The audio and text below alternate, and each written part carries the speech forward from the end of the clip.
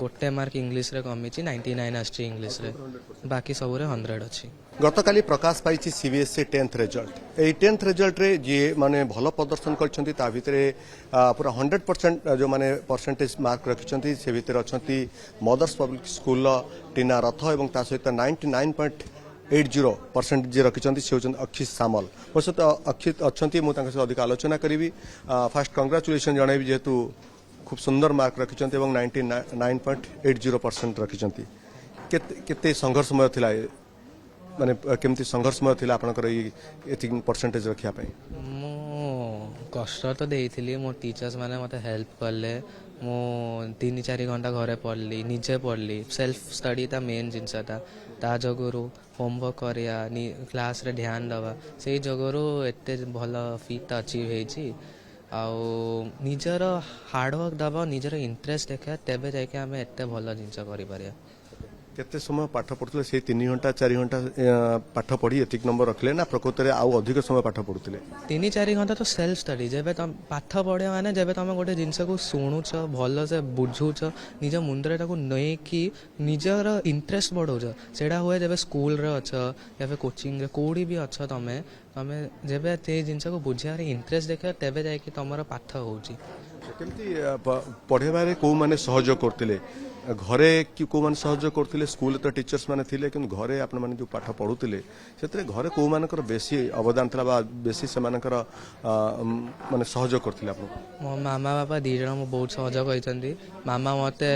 कहूथिला जेबे मोर मार्क खराब आसला जेमती मोर फर्स्ट एग्जाम जो 10th रे प्री मिड तम तादर मोर 92 को आसथिला ताधरे मु दुखी जाइथिली मो मामा सपोर्ट करले मते मो टीचर स्मृति सर स्पेशली मते सपोर्ट करले से मते ठीक राहता देखेले ताकि मु आउ टिके भलो पढ़ी पारे। 99.8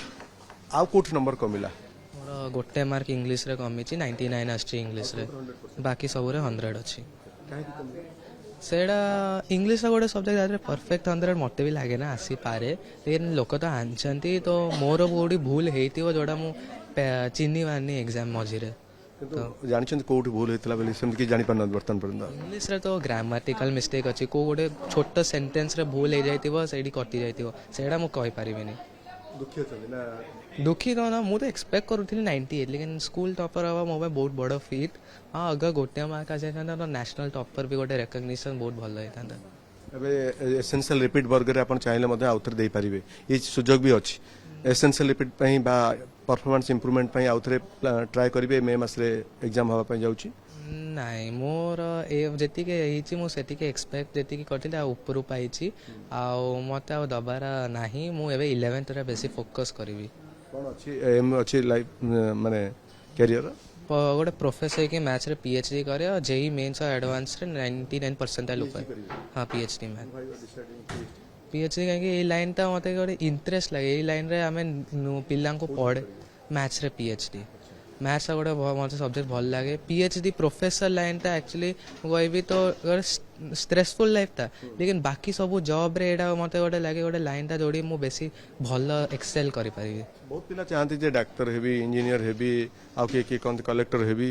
आईएएस देबी बा आईपीएस देबी किंतु आपण पीएचडी पई काई पसंद कहीं डॉक्टर इंजीनियर अच्छी फेमस लाइन लेकिन दादरे भी पाया कष्ट लेकिन आ मते से लाइन एते इंटरेस्ट नै कहीं गवर्नमेंट सब जो खेल आओ